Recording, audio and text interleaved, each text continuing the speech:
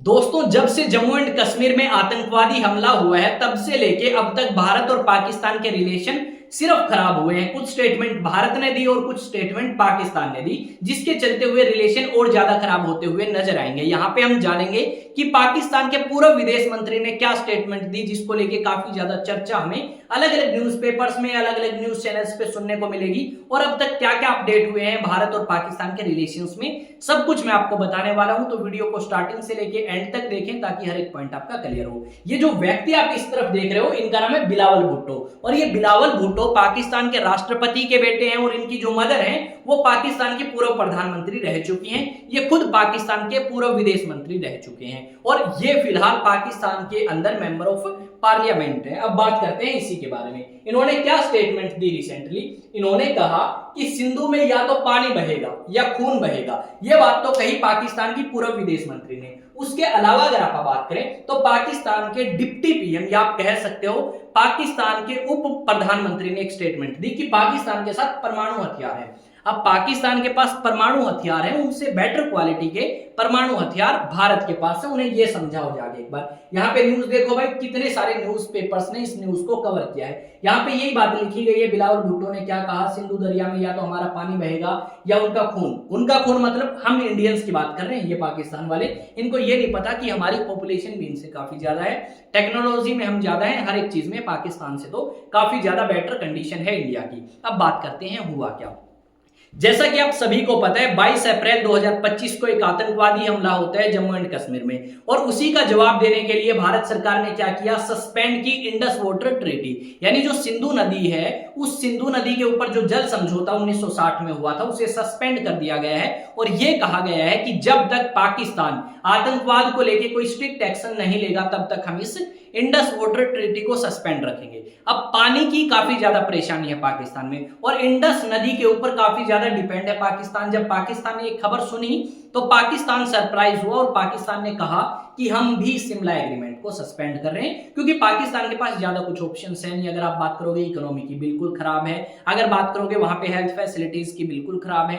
अगर बात करोगे पाकिस्तान के अंदर कि भाई जब आपका पोलियो पिलाने जाते हैं ना डॉक्टर्स या नर्स, तो उनके ऊपर गोली चला दी जाती है। ये हालात पाकिस्तान के हैं और वो हमें बता रहे हैं कि हम भारत के ऊपर अटैक कर देंगे, हमारे पास न्यूक्लियर वेपन से। इस तरीके की बकवास बातें इनकी जो नहीं कर सकते ये, ठीक है। थोड़ी बहुत वॉर हमें देखने को मिल सकती है पर ज्यादा कुछ है नहीं इनके बस का। अब यहाँ पे ये चीजें हुई, देखो हमने इंडस वाटर ट्रीटी सस्पेंड किया। अब जब ये चीज हमने करी तो पाकिस्तान को पता है एग्रीकल्चर सेक्टर के ऊपर काफी ज्यादा फर्क पड़ने वाला है, काफी ज्यादा नुकसान पाकिस्तान को होगा। अटारी बॉर्डर पे भी हमने भाई बिल्कुल बंद कर दिया है, कोई आवाजाही नहीं होगी, यानी लोग उस अटारी बॉर्डर को यूज नहीं कर सकते एक से दूसरी तरफ आने के लिए। यानी ना कोई पाकिस्तान से भारत आएगा और ना ही भारत से पाकिस्तान। साथ में भारत और पाकिस्तान दोनों देशों ने यह कहा कि जो हमारे नागरिक हैं वो अपने अपने देश में लौटाओ। सीमा हैदर का मामला भी सामने आया। सीमा हैदर ने लिखा उत्तर प्रदेश के मुख्यमंत्री योगी आदित्यनाथ को कि प्लीज मैं भारत की बहू हूं, मुझे भारत के अंदर रहने दिया जाए। साथ में प्रधानमंत्री को भी लेटर लिखने की बात सामने आई। वो चलो अलग मामला है, उसको हम डिस्कस नहीं करेंगे क्योंकि वो हमारे लिए रेलिवेंट नहीं है। पर बात यह है कि पाकिस्तान को काफी ज्यादा नुकसान होने वाला है। अगर आप बात करोगे यूनाइटेड नेशन सिक्योरिटी काउंसिल में भी पाकिस्तान को फटकार लगी है कि भाई ये वाहियात हरकत क्यों करते हो? अब तुम्हारी कंट्री आतंकवाद का केंद्र है।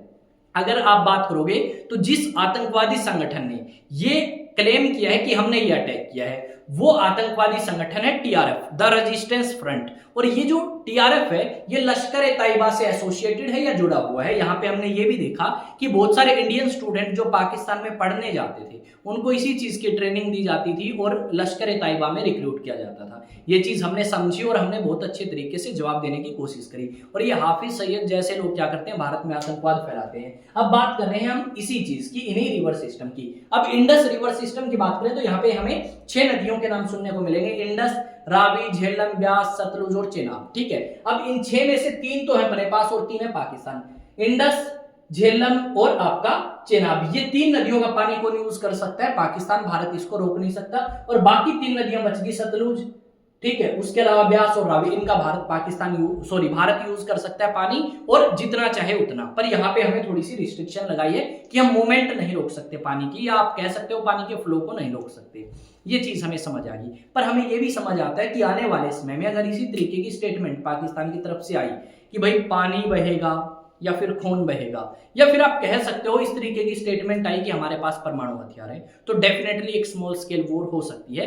भारत के प्रधानमंत्री ने एक स्टेटमेंट जारी करी कि भाई ये न्यूज चैनल्स वाले क्या करते हैं, ये न्यूज चैनल वाले अपडेट देते हैं न्यूज चैनल्स के ऊपर कि भाई हमारी मिलिट्री जो है वो मूव कर रही है, या आप कह सकते हो हमारी एयरफोर्स ने एक एयरफोर्स ने एक एक्सरसाइज करी है या युद्ध अभ्यास किया है। सेम नेवी के बारे में भी कि इन्होंने ये मिसाइल टेस्ट फायर करी। तो इस तरीके की जानकारी आप न्यूज में शेयर ना करें, रिक्वेस्ट है सिक्योरिटी रीजंस की वजह से। ये भारत के प्रधानमंत्री ने बयान दिया और कहा सभी न्यूज चैनल से कि आप इस तरीके की बात ना करें न्यूज चैनल्स के ऊपर, क्योंकि उससे पाकिस्तान को आइडिया हो सकता है। यानी आप कह सकते हो कि भारत या तो डराना चाहता है, एक स्मॉल स्केल वॉर हो सकती है। यहाँ पे कुछ बीजेपी के मेंबर ऑफ पार्लियामेंट एमएलएस या कांग्रेस के, उन्होंने कहा कि टाइम आ चुका है पाकिस्तान को जवाब देने का, पाकिस्तान को ये बताने का कि बेटा पाकिस्तान भी नहीं संभलेगा तुमसे, और जो जम्मू एंड कश्मीर का पाकिस्तान ऑक्यूपाइड रीजन जिसे बोलते हैं उसे भी हम वापस ले लेंगे।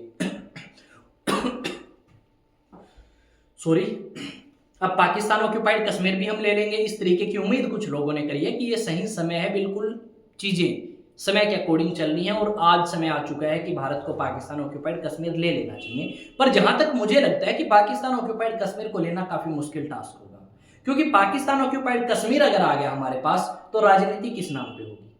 पाकिस्तान ऑक्यूपाइड कश्मीर अगर आ गया तो जो आपका डिस्प्यूट है पाकिस्तान को लेकर वो सॉल्व हो जाएगा। फिर हम सिर्फ पाकिस्तान को क्रिटिसाइज कर सकते हैं कि पाकिस्तान ने ये कर दिया, पाकिस्तान ने बॉर्डर से फायरिंग कर दिया, लोसी का उल्लंघन कर दिया, ये सारी बकवास हम करेंगे। पर यहाँ पे कोई बड़ा मुद्दा नहीं रहेगा कि हम पाकिस्तान ऑक्यूपाइड कश्मीर को वापस लेंगे, हमें वोट दो। तो शायद में भी थोड़ा सा मुश्किल हो सकता है, और पॉलिटिकल पार्टीज भी शायद इस तरीके के सवाल जो हैं वो नहीं बताएंगे आपको इनके जवाब। और साथ में अगर आप बात करोगे तो हमें ये भी सुनने को मिला कि आतंकवादियों ने धर्म पूछ के गोलियां चलाई। डेफिनेटली चलाई, इसमें कोई शक नहीं है।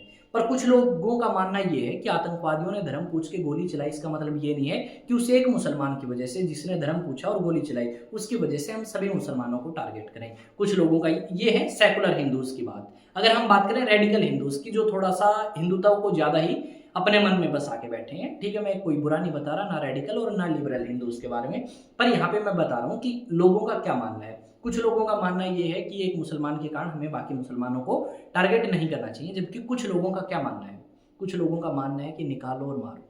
ठीक है, ये चीज हमें देखने को मिली है। अलग अलग न्यूज चैनल्स पे जाओगे तो हमें इस तरीके की वीडियोस देखने को मिली है कि मुसलमानों को टारगेट किया गया कुछ एक जगह पे, और जम्मू एंड कश्मीर में ये बताया गया कि ये इस क्षेत्र से बिलोंग करता था आतंकवादी, उसका घर भी तोड़ा गया। वो डेफिनेटली बिल्कुल सही था मेरे हिसाब से भी, और आपके हिसाब से भी शायद सही ही होगा। यहाँ पे देखो न्यूज की कमी नहीं है। ये बिलावल भुट्टो हैं जिन्होंने ये बकवास स्टेटमेंट दी थी खून बहेगा, इनको बताओ ना कोई जाके कि कितने न्यूक्लियर वेपन्स हैं। जितने हैं उतने तो हमारे खराब हुए पड़े हैं, ठीक है, उससे ज्यादा ही होंगे हमारे पास। ऊपर क्या लिखा है, दरिया में या तो हमारा पानी बहेगा या फिर उनका खून। मोदी की वोटर स्ट्राइक से बौखलाया बिलावल भुट्टो, ये हैं पूर्व विदेश मंत्री। इनको ये नहीं पता फॉरेन पॉलिसी होती क्या है, इनको ये नहीं पता किस तरीके से चीजों को रिजोल्व किया जा सकता है, इनको ये नहीं पता कि किस तरीके से हालात को ठीक कर सकते हैं, जबकि इनकी गलती है। इनको सभी देशों ने फटकार लगाई, यहाँ तक कि सऊदी अरब जो कि एक इस्लामिक कंट्री है, उन्होंने भारत का समर्थन किया कि पाकिस्तान या आतंकवादियों ने बहुत गलत किया, इस तरीके की चीजें भारत के अंदर नहीं होनी चाहिए थी। ये बकवास करते हैं, फिर ये हमें पाठ पढ़ाते हैं कि हम ये कर देंगे वो कर देंगे।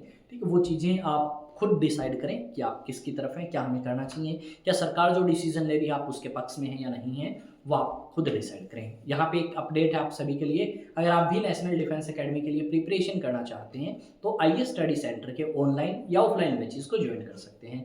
यहाँ पे कॉन्टैक्ट नंबर दिया गया है, इस कॉन्टैक्ट पे कॉन्टैक्ट करें और अपना रजिस्ट्रेशन कराएं या अधिक जानकारी लें। मिलेंगे नेक्स्ट सेशन में एक नई न्यूज़ नई अपडेट के साथ। पर एक अपडेट और जो आपके लिए इंपॉर्टेंट है, UPSC civil service, national defence academy, CDS, CAPF assistant commandant, EPFO, इन सभी एग्जाम्स के लिए अगर आप प्रिपेयर करना चाहते हैं तो इसी यूट्यूब चैनल एग्जाम